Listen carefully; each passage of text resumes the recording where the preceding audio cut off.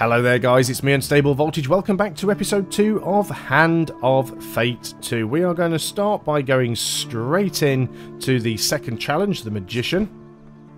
Now then, we have to have our deck built for this. Rescue the missing Empire soldiers from a town plagued with corruption. Now we do have a companion, which is good. But we are lacking 5 encounters and we are lacking 5 equipment. Now we can actually choose what we put in there, or we can have the AI recommend it for us. The Goblin can recommend your deck built from suggested cards. While good, he's no match for an experienced player. So if we want, we can actually go in and choose which encounter cards that we get. And it'll tell you what you can potentially get from these. So this one can be resource and equipment gain, which is quite nice. We'd like to get that one.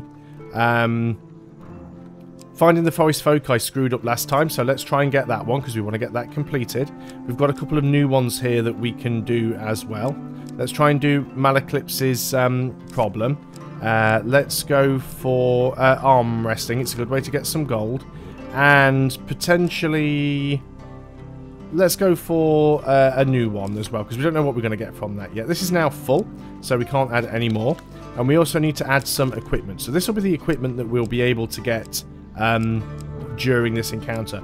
We need to add 5. There's only 5 options we have, so they all have to go in there. So let us go and continue. The deck is now full, and let us start. A casual call to heroism. How many adventures start thus?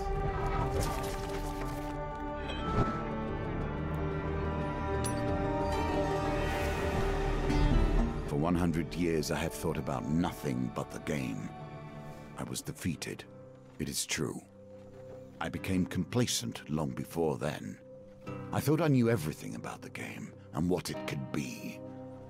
Now you see before you the extent of my research. I have crafted this game anew.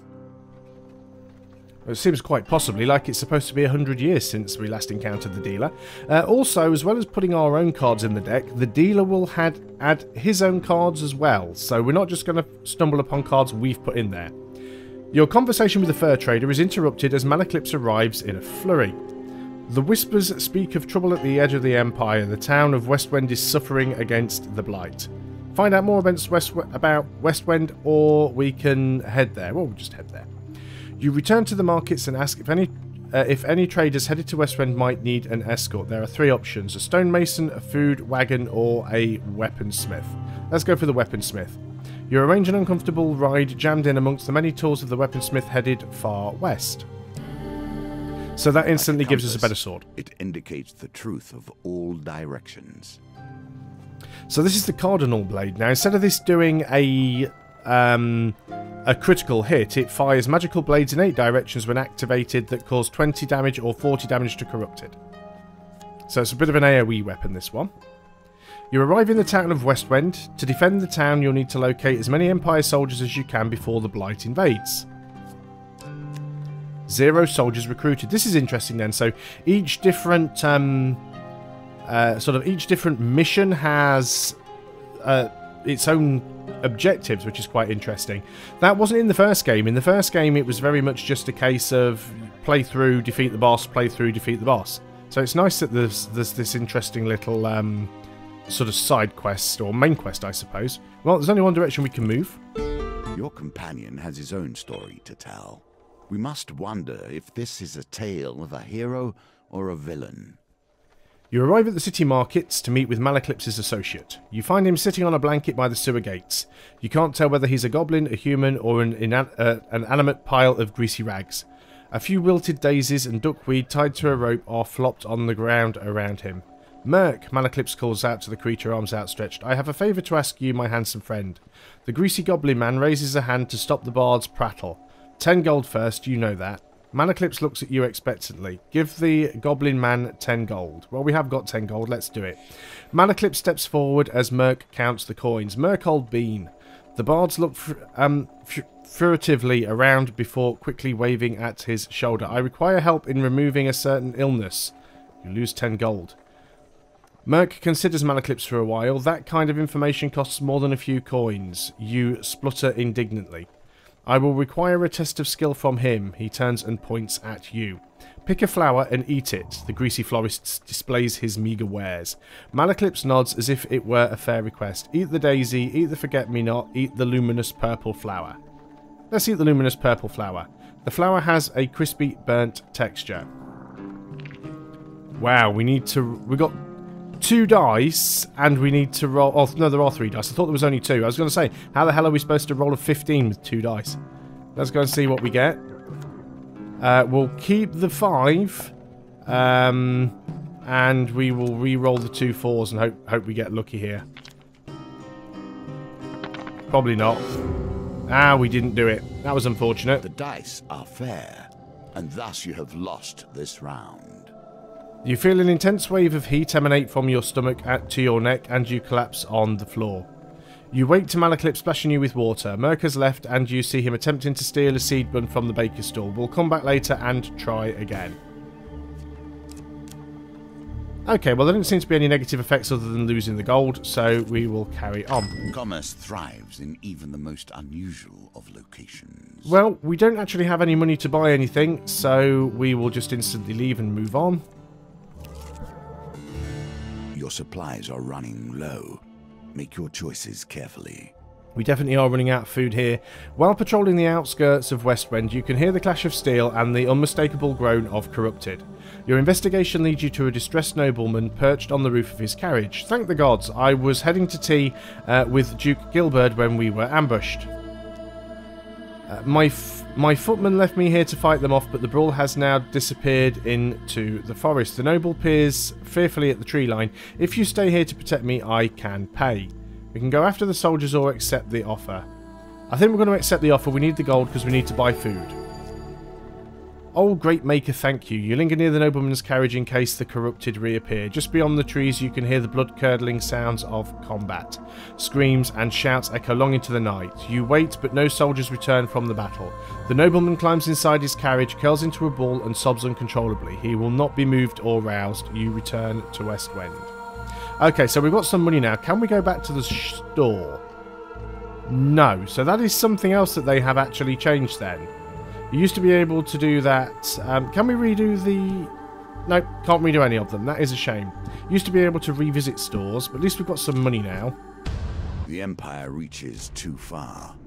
The North has gone from a loose collection of tribes to something to truly fear. So we can either pay to free them or fight to free them. Let's go and fight to free them. Looks like we're only fighting against 3 enemies. See if the mage can help you here. And this will be my first encounter with an ally.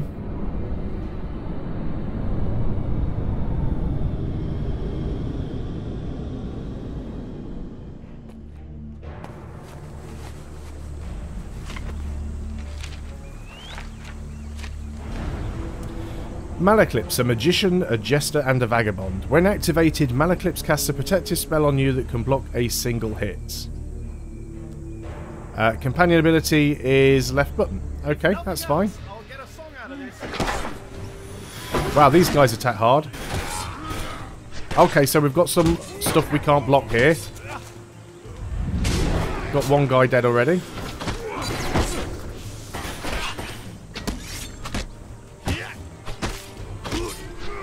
Yeah, just have to block those, dodge out of the way of those red ones. And they're both down. That wasn't too bad. We did take a couple of hits there, but it was nothing, nothing we couldn't handle.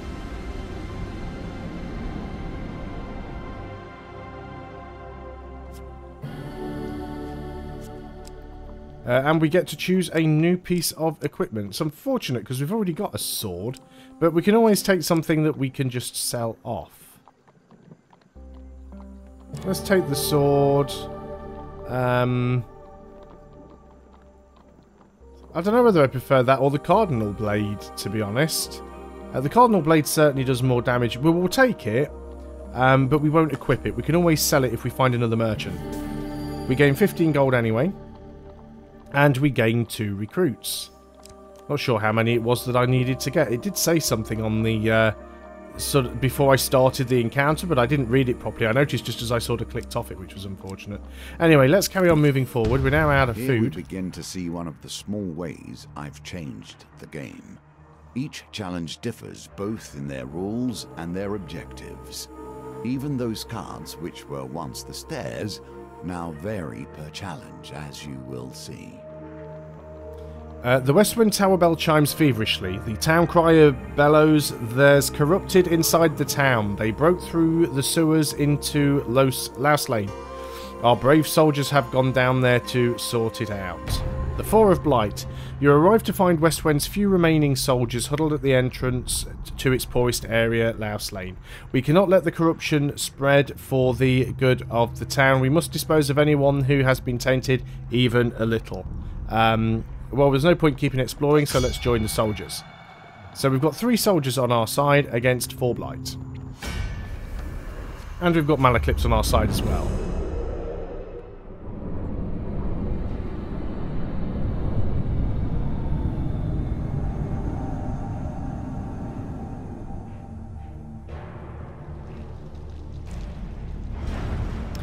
The first touches of corruption bring forth the darkest elements of their victims. Infected enemies are feeble, causing them to become knocked down when health is low. Use a finisher before they recover. Okay.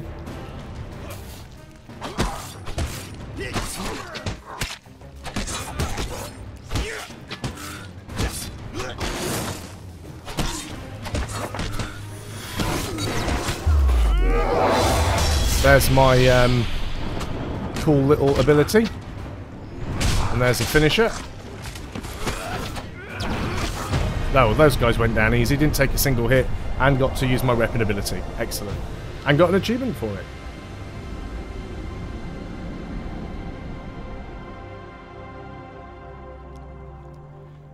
With the corrupted threat removed, you've ensured that the soldiers survive to aid the town's defence. You gain 3 recruits. We're still out of food though, which is a problem. The soldiers help you scavenge what you can from the remains of the poor souls taken by the corruption. More stuff from the armoury. Okay, we get a better shield. In more ways than one. Reduces movement speed by 10%, but against corrupted, defend causes 30% of your weapon damage to attackers. Well, that's quite nice. We'll definitely do it. Oh, we did actually gain some food. Good. Won't last long. So now we have to pick a direction, up or right. Let's go to the right, I think. Deep water. I cannot cross running water. These days you must deal with far more mundane opposition. While crossing a stone bridge, you suddenly find yourself confronted by a villainous band. Oh wow, there's a lot of them there this time. We'll stand and fight. This is going to be a little bit more tricky. It's 1 on 7. What I need to do here is stay very mobile.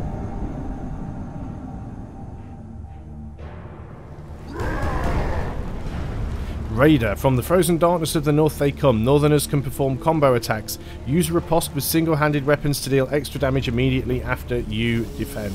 Gentlemen, please. Work this out.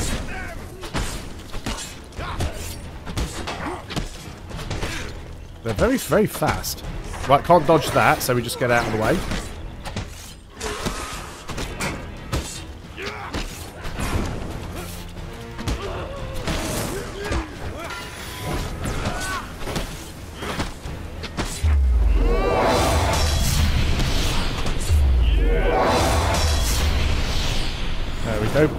Pull off my special magic ability. Oh, did I get out of the way of that? I think I did. Oh, I didn't dodge that one though. I'm getting sloppy now. Right, stop getting sloppy. Come on. Come on, Voltage. Hit them like you mean it. There we go. They're all down. Took a couple of hits there, but considering it was pretty much 1... I know I've got Malaclips with me, but he's not that useful. It was 1 on 7. So I think I did pretty well, all things considered. Took a few more hits than I would have liked. Gained 10 max health, which is nice. Gained some gold. No food, unfortunately, but we will get health back as we travel. Finding the forest folk. Okay, so this is one that we've seen before in the first video, so I'm not going to read it out. So I just need to avoid the failure card. think that one's safe. Oh my god. Why is every single time I get the one that's the failure? I used to be really good at spotting the card and keeping my eye on it, but no, screwed it up completely this time. Game just hates me. Always treat those who feed you with respect. Even I stand by this rule, and I have respect for few.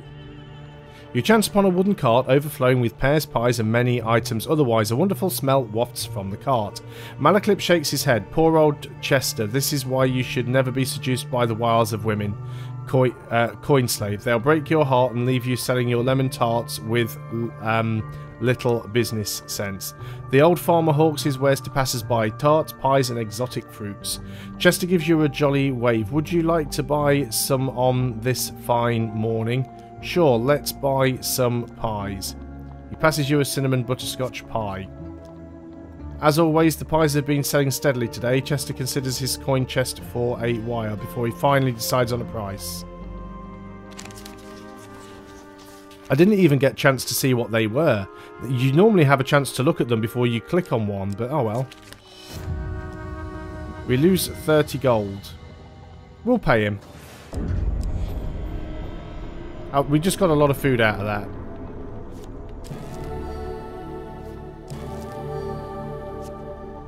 We will leave there, though.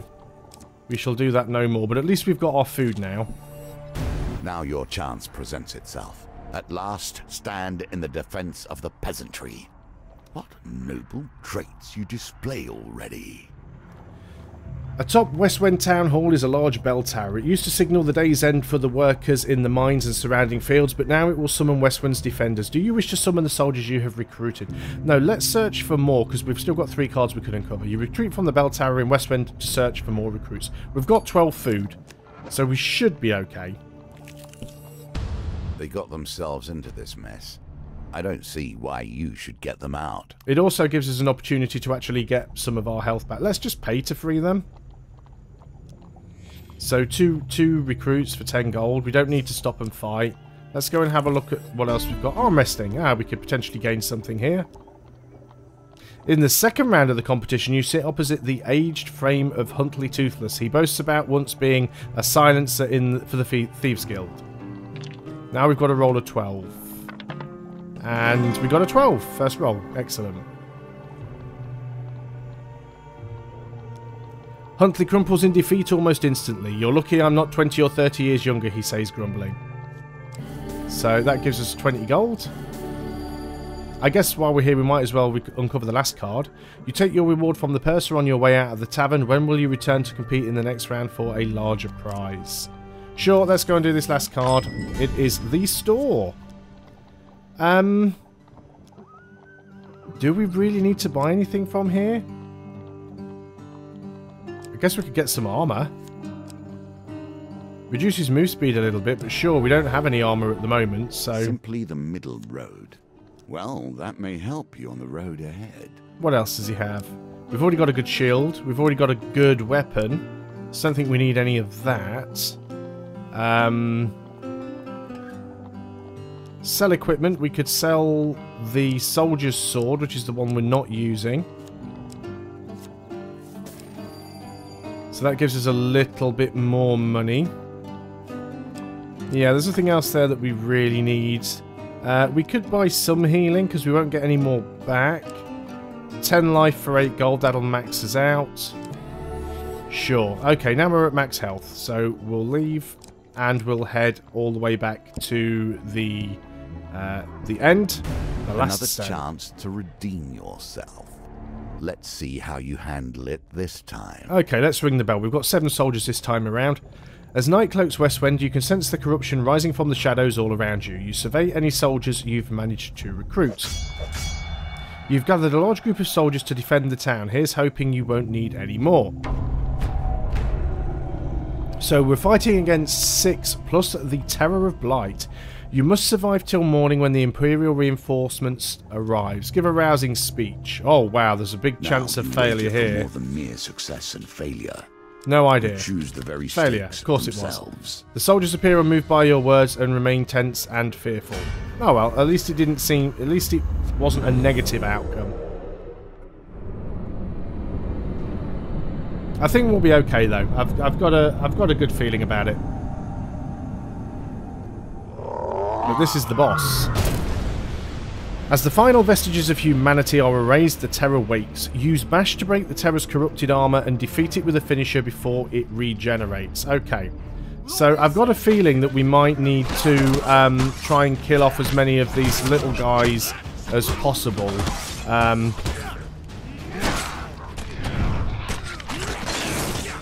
Right, let's kill stuff off where we can kill stuff off.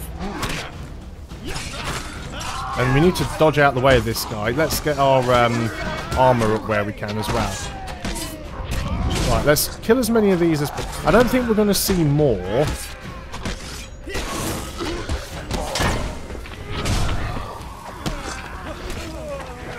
So let's keep trying to just bash his armor away and not take hits to the face. Right, his armor's gone. Let's use a finisher on him. Wow, that just did a lot of damage. Right, now he's regenerated very quickly.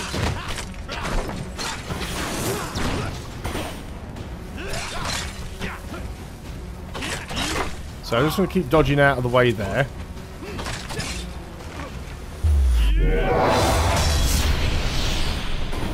Did that ignore his armor, actually? It feels like it did. Well, I tried to dodge out of the way of that and failed. There we go. We can use our finisher. And he's down. Again, a little bit messy, but a win is a win, right?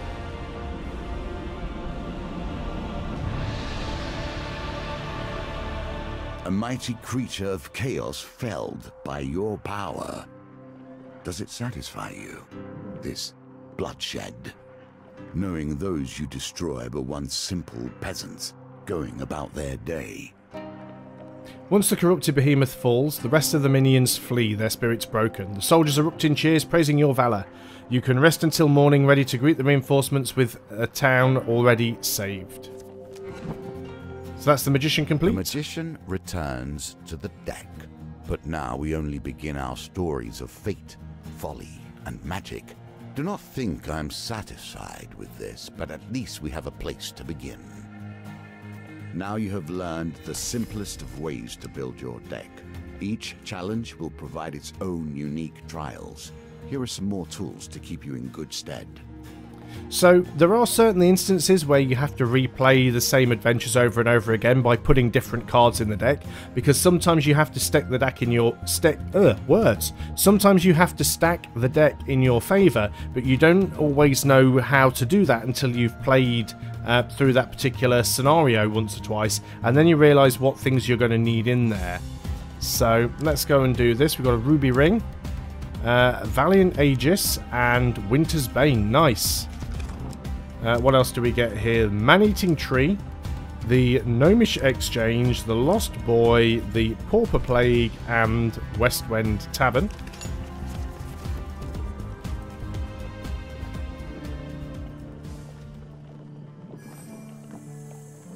As you play, you will find more options open to you. Should you find yourself blocked or overly challenged, take the time to explore the board. Unlocking cards will give you options you have not yet considered. Which is pretty much what I've just said. And this is now showing that we actually have options. Unlike the first game where it's a linear adventure, you do one challenge and move on to the next. Because this is now played out on a map, we have a choice about where we can go. But we will investigate that on the next video. So thanks a lot for watching, guys. I hope you are still enjoying Hand of Fate 2. I'll see you on the next video, and until then, goodbye for now.